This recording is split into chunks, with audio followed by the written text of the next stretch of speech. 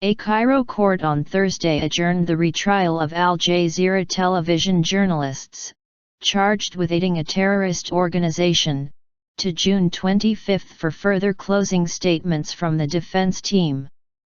The charge refers to the Muslim Brotherhood, which was outlawed in Egypt after the army ousted President Mohammed Morsi during mass protests against his rule in 2013.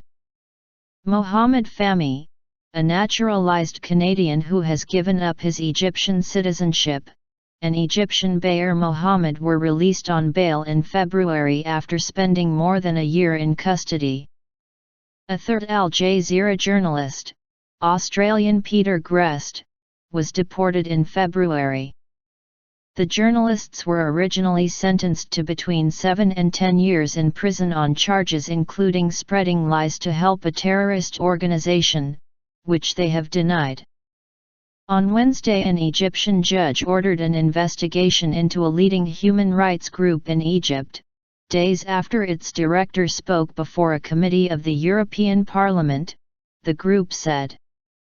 A manager at the Cairo Institute for Human Rights Studies said that investigators from the Ministry of Social Solidarity visited its offices to look into the legality of its activities, showing them only a photocopy of a warrant and not leaving them with any document.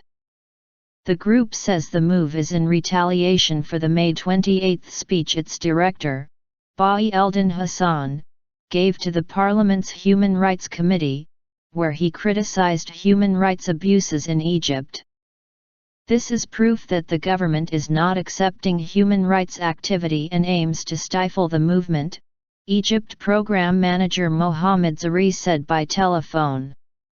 It's not about foreign funding, it's not about legal status. It's about the activity. They are showing zero tolerance for any sort of criticism, he said, adding that the investigators wanted to see all the group's files and documentation but that the office refused, given that an original warrant was not shown. Rights groups and activists allege widespread abuses since the ouster of Morsi in 2013, and say torture is being used to punish detainees or extract confessions. In a letter consigned by 21 other rights groups, the institute said that a crackdown on human rights organizations is politically motivated.